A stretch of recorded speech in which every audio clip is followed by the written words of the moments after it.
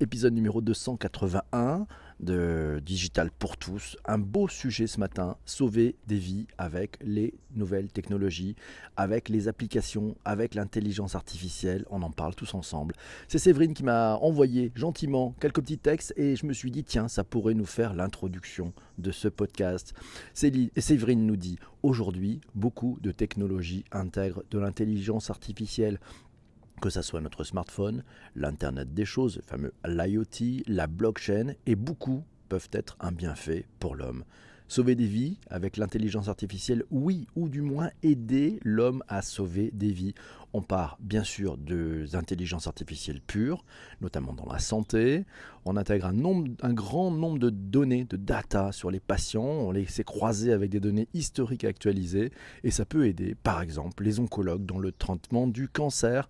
L'Internet des choses, l'IoT, peut avec des capteurs sauver aussi des vies. Par exemple, pouvoir anticiper un tremblement de terre pour faire évacuer le périmètre requis, ça permet de sauver des vies. C'est le cas par exemple à Rio. En fait, on peut dire que la science appliquée et les technologies peuvent résoudre bien des problèmes et dans bien des cas, sauver des vies avec le digital. C'est l'épisode numéro 281. Est-ce que vous êtes éligible au PSC1 ? Ouais, vous savez ce que c'est ou pas ? Bah tiens, allez, petite définition, prévention et secours civique de niveau 1. Ouais, c'est une certification. Ouais, une certification, le PSC1, c'est la formation de base au premier secours. Les stagiaires, comment ça marche, sont informés sur les différentes situations auxquelles peuvent être confrontés, la manière d'examiner la victime, les gestes à effectuer, l'appel des secours, les alertes, et puis les principaux cas traités sont plutôt les malaises, les plaies, les brûlures, les traumatismes, l'hémorragie, l'étouffement, la perte de connaissance et l'arrêt cardiaque. Et on y apprend, si vous faites le PSC1, l'utilisation du défibrillateur automatisé externe, le DAE. Ouais, c'est enseigné, c'est très important. Pourquoi je vous parle du PSC1 ? Parce qu'avec tous ces outils, avec tous ces objets, on le verra, c'est sympa cette nouvelle technologie, mais l'humain a un grand rôle à jouer et on a probablement une carence, c'est qu'on n'est pas formé. C'est qu'on n'est pas formé pour ces premiers gestes. PSC1, passez-le, je vais m'inscrire. En préparant cet épisode, je me suis dit, tiens, il y a un truc que tu ne sais pas faire. Il va falloir que tu t'inscrives, c'est hyper important. Isabelle nous dit, sauver des vies avec les nouvelles technologies, clairement. Elle a vu un cas d'usage parmi tant d'autres, par exemple la détection des facteurs prédictifs précoces pour les maladies chroniques par la télésurveillance, avec des données captées par dispositifs médicaux, connectés au quotidien, analysées par de l'intelligence artificielle, avec une détection des signes avant-coureurs d'une complication pour prise en charge anticipée et accélérée. Les dispositifs déployés sur des cohortes démontrent clairement une réduction de la mortalité. C'est Corinne qui nous a dit sur le tweet d'avant-émission « J'ai vécu l'arrêt cardiaque d'une camarade. Même armé d'une formation premier secours, je me suis senti désemparé. D'autres ont su pratiquer le massage cardiaque, nécessité d'avoir un défibrillateur. » Elle nous signale une application qui s'appelle Sauve Life. Sauve Life avec des alertes pour appeler le SAMU, la carte défibrillateur. Ses camarades ont sauvé la vie de cette personne et elle va beaucoup mieux. Merci Corinne pour ce beau témoignage comme quoi le PSC1, ça a du sens aussi. Les technologies embarquées pour sauver des vies, on trouve un article sur epsi.fr, technologies embarquées, sauver vie. Vous voyez, vous avez le lien dans les notes d'épisode et sur le digitalpourtous.fr. On y apprend que grâce à des algorithmes permettant de récolter des informations précises, la technologie embarquée propose une conduite assistée qui permet de prendre le relais en cas de défaillance humaine, aide à la conduite nocturne, freinage automatique, assistance au changement de voie. Le constructeur d'ailleurs japonais Toyota a de son côté conçu un système intégré qui permet même de prévenir un AVC. Oui, vous savez, un accident vasculaire cérébral, celui du conducteur. Il surveille de temps en temps le rythme cardiaque du conducteur et le système peut à tout moment prendre les commandes. Prochaine étape dans les voitures, probablement, ça sera le système de reconnaissance qui permet d'éviter les cyclistes ou encore les assistances à la conduite avec freinage d'urgence. Merci à Aurélia pour ce partage et bonjour à Shadia qui vient de nous rejoindre. Voilà, merci à Chris, coucou Chris, bonjour à tous. Pour Hello de Bordeaux, c'est Chris qui nous dit Hello de Bordeaux. C'est Sarah qui nous parle de Bruno Desbois qui intervient actuellement et qui est intervenu hier au Forum Innovation Intelligence Artificielle de Toulouse qui a expliqué comment l'intelligence artificielle pourra prévenir Alzheimer grâce à des algorithmes d'apprentissage, des programmes informatiques qu'on entraîne avec des données de patients dont le diagnostic d'Alzheimer est établi. Oh, intéressant. C'est Quentin qui nous dit que sur son smartphone Android, ça peut sauver, mais remplir la carte vitale où on peut aussi indiquer son groupe sanguin et autres allergies, c'est important.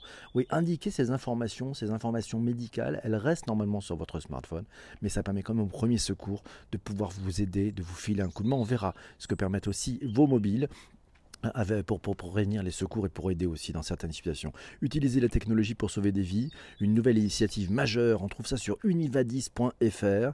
On y apprend notamment que l'initiative de santé publique de précision, ça s'appelle le Precision Public Health Initiative, d'un montant de 100 millions de dollars, vise à permettre aux agents de santé d'avoir accès à des outils d'analyse de données simples et peu coûteux pour aider à réduire considérablement les décès évitables chez les mamans et les enfants.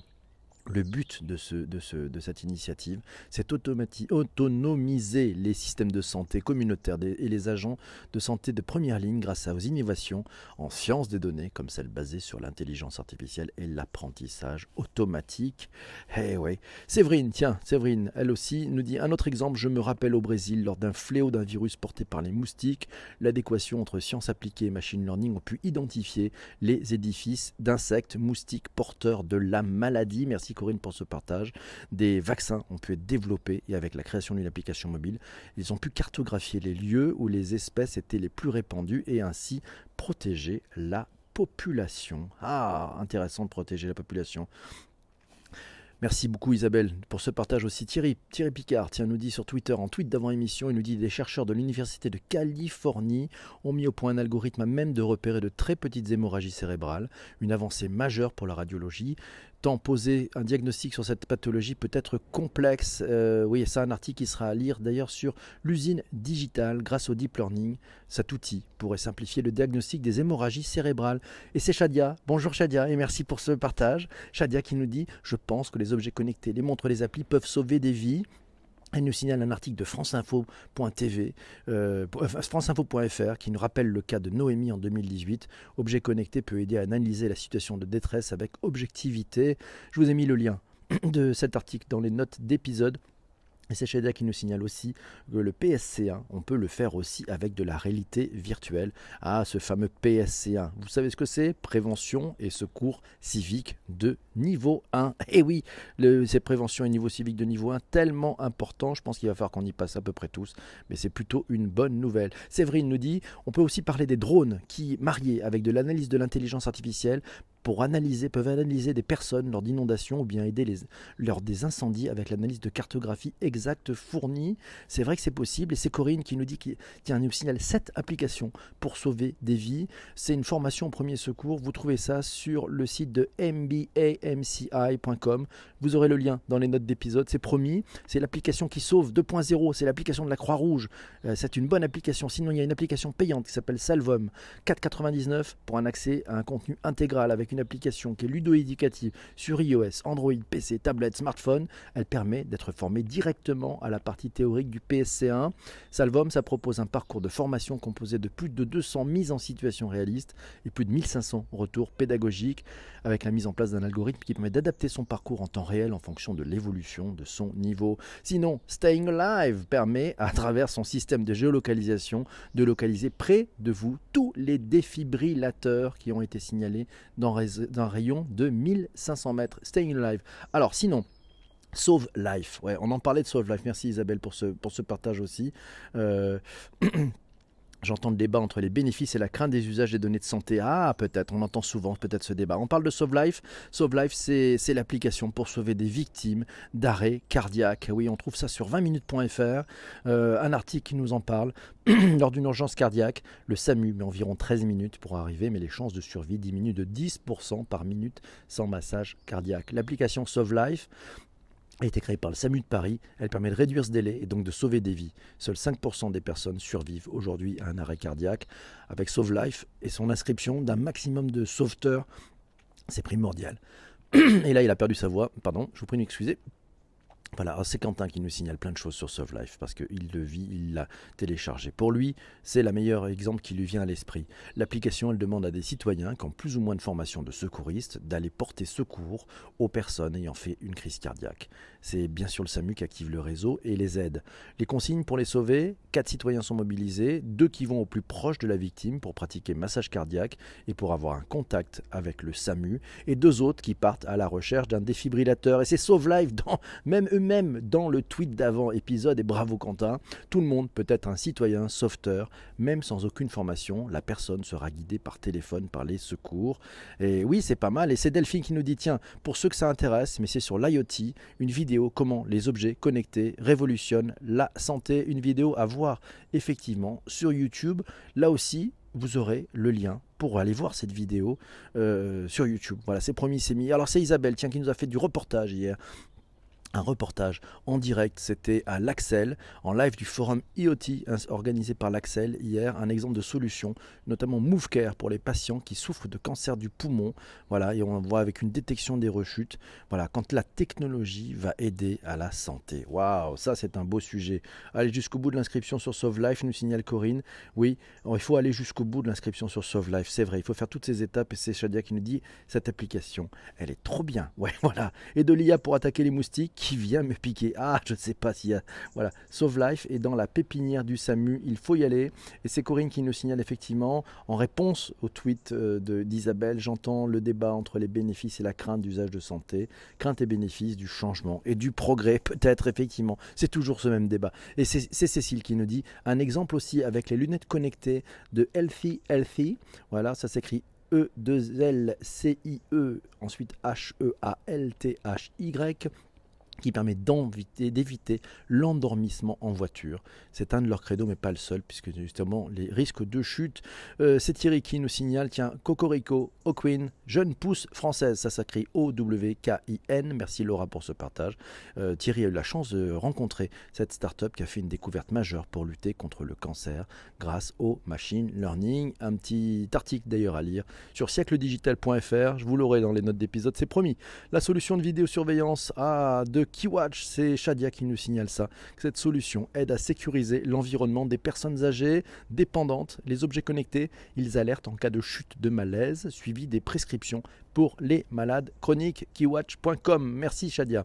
Massio, tiens Massio, il nous a trouvé des trucs sympas Massio, parce que Massio il a fait beaucoup de recherches. Il nous parle, devinez quoi, de l'Apple Watch. Oui, elle a encore sauvé une vie. Massio ne pouvait pas lui aussi nous parler de l'Apple Watch, car elle sauve des vies grâce à sa fonction qui s'appelle ECG. C'est en déclenchant une alerte après avoir détecté un rythme cardiaque anormalement élevé que la montre connectée d'Apple a prouvé son utilité concrète. La technologie ECG, elle examine les battements du cœur d'une personne pour évaluer son état de santé et les utilisateurs peuvent obtenir un verdict en ouvrant l'application sur l'Apple Watch et en maintenant leurs doigts sur le Digital Crown. Ouais, jusqu'à la fin du test. Digital Crown, vous savez, c'est la petite molette qui se trouve sur la partie droite d'une Apple Watch si vous en avez une. Voilà, et ces 4 lettres qui nous signalent aussi quand même que grâce à son Apple Watch, une femme a échappé à un viol. Et oui, le digital peut apporter aussi la sauvegarde d'une personne sous l'angle de l'agression et du féminicide. Comment ça s'est passé? C'était au Canada, elle était dans la ville de Calgary et effectivement elle s'est retrouvée face à un agresseur sexuel à son domicile. Son téléphone n'était plus à portée de main puisque l'agresseur lui avait pris et donc qu'est-ce qu'elle a fait? Elle a utilisé discrètement son Apple Watch pour envoyer un message à son compagnon qui a pu comme ça alerter et prévenir la police. Et puis début 2019 d'ailleurs, tiens, un habitant de Tours quant à lui était pris en charge aux urgences après que la montre a détecté une fibrillation auriculaire. Eh oui. Et puis pour aller plus loin, parce qu'il y a plein de choses avec cette nouvelle technologie, on pourra en faire des tonnes d'émissions. On va peut-être parler de la 5G. Ouais, la 5G, est-ce qu'elle va nous permettre de sauver les vies, sauver nos vies? On trouve un article dans outhere.fr. Voilà, vous l'aurez aussi. La médecine compte bien sur la 5G pour transformer ses prestations. Exemple, en Suède, le chercheur Andreas Claesson de l'université médicale de Karolinska Institute planche déjà sur des prototypes de drones activés par la 5G qui seront en mesure de livrer des défibrillateurs en urgence. Quel beau sujet, ce sujet il est juste un peu fou et c'est le début, on sauver des vies avec la technologie. Donc vous voyez, il y a du bon avec la technologie. Et pourquoi ça va marcher? Parce qu'il y aura de l'humain dedans, parce qu'en fait ça va se faire avec de l'humain. Et là c'est le meilleur alliance, c'est-à-dire comment augmenter l'humain pour pouvoir sauver des vies et l'augmenter grâce aux nouvelles technologies. C'est juste fantastique. Mille merci d'avoir écouté cet épisode. On se retrouve très très vite pour un prochain épisode, à vous qui écoutez le replay. Sinon vous avez 280 épisodes à réécouter. Bon week-end à tous, ciao.